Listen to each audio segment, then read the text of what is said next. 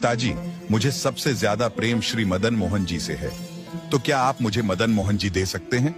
मैं इनकी सेवा पूजा अपनी ससुराल में करना चाहती हूँ। ये बात सुनकर राजा रोने लगा और अपनी पुत्री के चरणों में सर झुका के बोला, मुझे क्षमा कर दे पुत्री, तू जो मांगेगी सो दूंगा, पर यह मेरे हृदय हैं, मैं इनको नहीं दे सकता।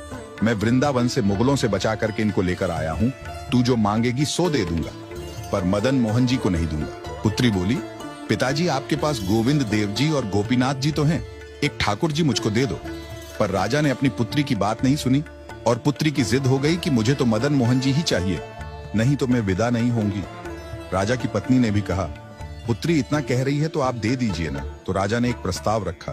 राजा बोला, अच्छा पुत्री, एक काम करते हैं, मैं तेरी आंख पर पट्टी बांध करके मदन मोहन जी जैसे 7 स्वरूप तेरे सामने खड़ा करूंगा, जिनमें से 6 स्वरूप जो होंगे वह मैं बनवाऊंगा और एक स्वरूप वास्तविक मदन मोहन जी होंगे। अगर तूने असली मदन मोहन जी को पहचान लिया तो मैं यह मान जाऊंगा कि तू नहीं, ठाकुर जी ही तेरे संग जाना चाहते हैं। तो राजकुमारी बोली, ठीक है।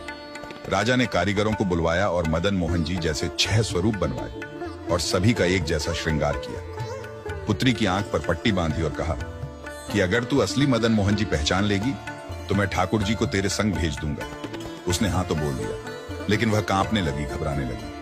वह रात्रि में जब सोई तो बहुत रोई और ठाकुर जी से कहने लगी, हे नाथ, अगर कहीं मैं आपको नहीं पहचान पाई, मेरे तो प्राणी ही निकल जाएंगे। विदा होना तो बहुत दूर की बात है। इस बात को सुनकर आधी रात में मदन मोहन जी उसके स्वप्न में आ गए और स्वप्न में आकर बोले, तू चिंता मत कर, तेरो ही मन ना है मोए ले जावे को, मेरो भी मन है तेरे संग जावे को।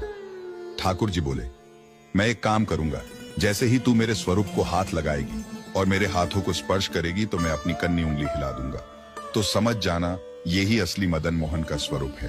अब तो दूसरे दिन वो पिताजी के पास गई। पिताजी, जल्दी करिए, कब चलना है?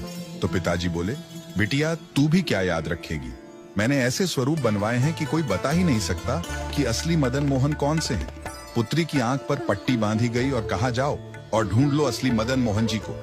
उसने जाकर के जैसे ही सभी स्वरूपों को स्पर्श करना प्रारंभ किया, 1 से लेकर 4 स्वरूप को स्पर्श करने के बाद पुत्री ने चारों को असली होने से मना कर दिया और जैसे ही 5वें ठाकुर के स्वरूप को स्पर्श किया और हाथ